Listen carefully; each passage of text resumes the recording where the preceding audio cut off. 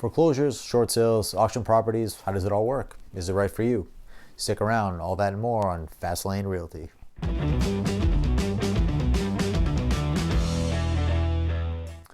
Hey everyone, Vasilios here. You see those foreclosure commercials, homes had for 50% of the value, enticing, right? Well, how does it all work? What's the process? Well, let's get started. Foreclosure purchases thrived in 2009 and 2010. Home buyers could often purchase them at more than half of the original price in many areas. Now the market's in better health, foreclosures are on the decline. But foreclosed homes are still pretty much lower than the average American home for sale, and there is still an opportunity to find the great deal for a person who knows how to navigate the foreclosed market. Before you purchase a foreclosed home, it's important to understand what a foreclosure is, why people enter into foreclosure, and what to consider when buying a foreclosed home. First up, what's a foreclosure? Foreclosure happens when a borrower fails to pay their mortgage payments and the lender must repossess the home.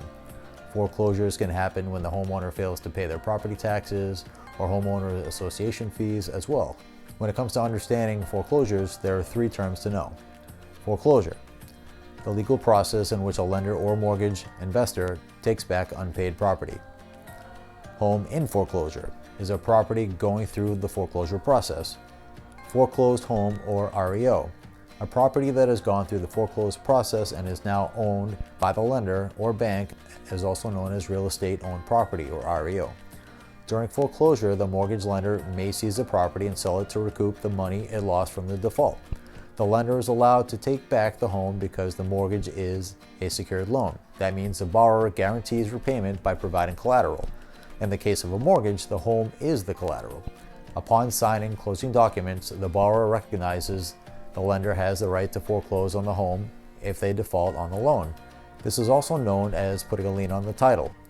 Once the mortgage is paid off, the lien on the title of the home is removed. Why do homeowners go into foreclosure? Few people enter into a loan agreement expecting to default on it. However, there are a number of reasons a homeowner may fail to make their payments.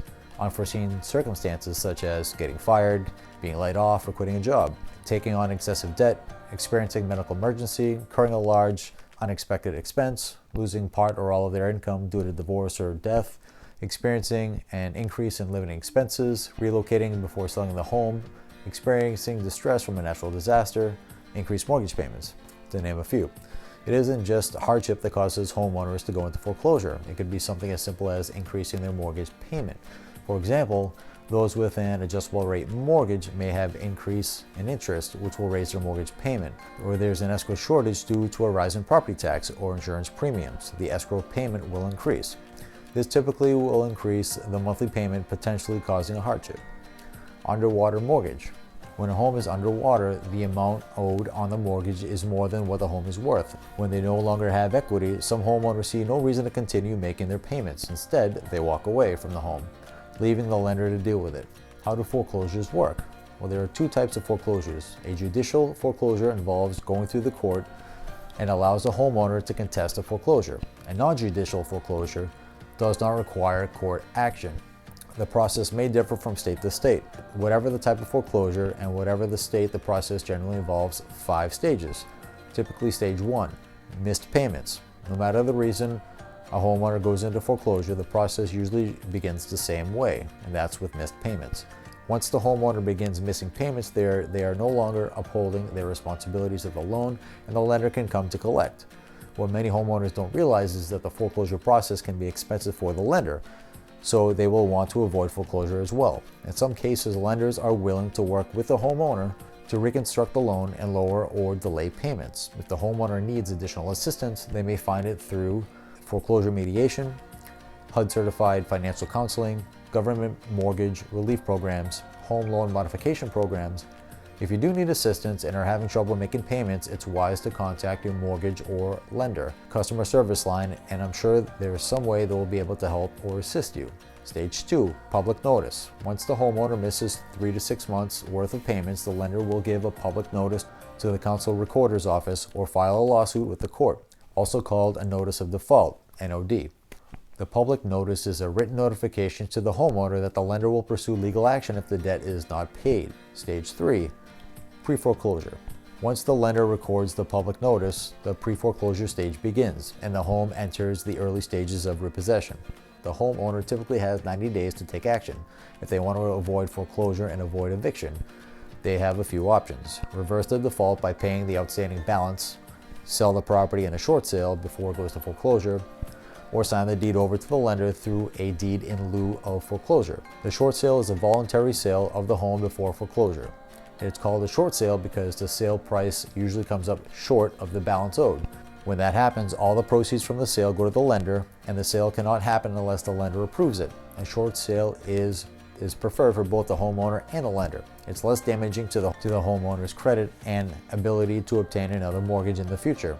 For the lender, a short sale will help recover much of the loan balance as possible, while avoiding the cost of foreclosure itself. And if the property sells for the amount owed, both parties benefit even more. The lender is able to recoup all of the money, the homeowner is able to avoid a credit hit. If the sale price is more than what it is owed, the homeowner will get to keep whatever money is left after the mortgage is paid off. Note, if you're placing an offer on a short sale property, the seller does not accept the offer. It's up to the lender, and this process can take longer than a traditional home purchase. Keep that in mind.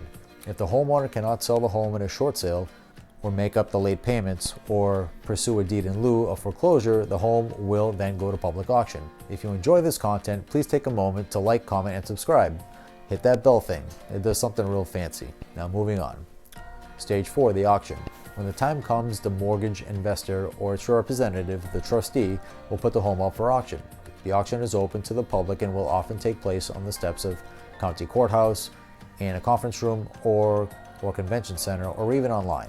Before the auction, a notice of trustee sale will notify the homeowner and the public of the auction and provide such information as a date, time, and location. Since the mortgage investor, terms of the loan, and specific state guidelines control the policies of the auction, every auction will be different. However, you can expect similar processes and requirements. At the auction, the minimum bid is normally set at the balance owed on the loan, and the foreclosed home is sold to the highest bidder. That person must pay cash for the full amount or a significant deposit immediately. Though the highest bidder is the winner of the auction, they may not necessarily win ownership of the home. In some states, the previous homeowner has a right of redemption that allows them to buy their home back even after it's sold at auction. Typically, they will need to pay the sales price or full loan balance plus interest and costs the bank incurred during the process. Depending on the state laws and the method of foreclosure, a homeowner's right of redemption could be valid up to the time the court clerk files certification of sale, or as long as 1 year after the sale. Stage 5, post-foreclosure. If the home was purchased at auction, the previous homeowner must move out of the home, and the new homeowner can do with the home as they please. Oftentimes, the home does not sell at auction, because the mortgage investor does not approve any bids or the pool of buyers who can pay cash is limited. When this happens, the foreclosed home becomes bank-owned property, also referred to as real estate-owned property, REO.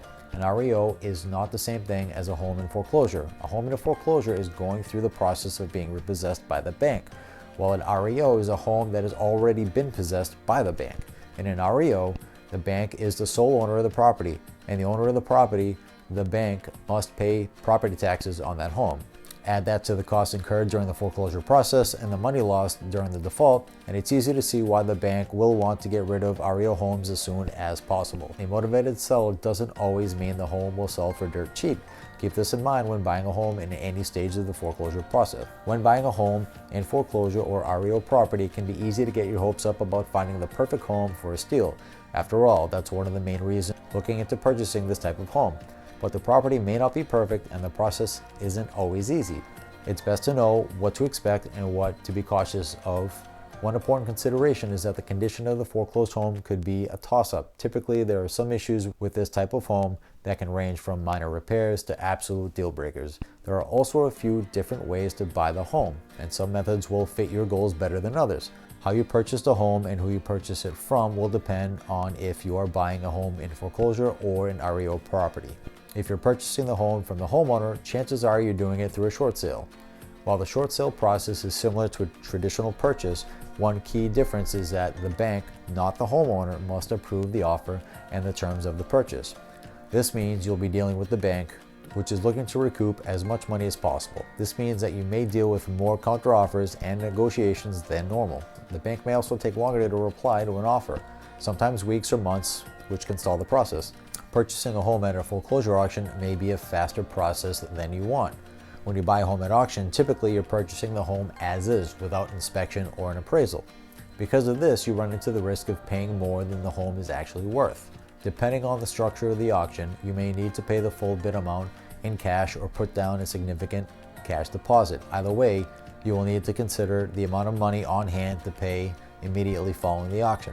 When purchasing a home in foreclosure auction, you'll also want to consider the responsibilities you'll incur if you become the owner of the home. If there are liens on the property, they will be transferred to you and you will be responsible for paying for them. You'll want to get title insurance to protect you from liens put on the home before purchasing it. In some situations, you'll also be responsible for evicting previous homeowners if they refuse to leave the home. This process includes serving an eviction notice, offering cash for keys, or filing an eviction lawsuit. Make sure this is something you're willing to take on. When you purchase a foreclosed home or REO property, you won't have to deal with previous homeowners because the bank now owns the home. Typically, once the property becomes an REO, the bank will clear all the liens and evict the previous homeowners before selling the home, so you won't have to. Many banks won't sell directly to home buyers. Instead, they'll use an REO agent to handle the sale of the home. This person will typically contract the local real estate agent to list a property on the MLS.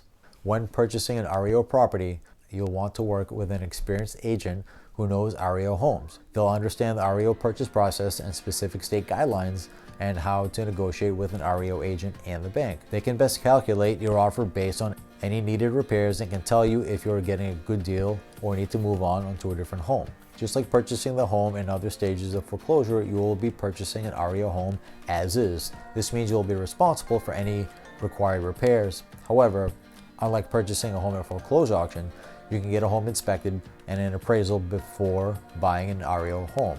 In some cases, the bank conducts an inspection after taking back the home. Review this report if you can get your hands on it.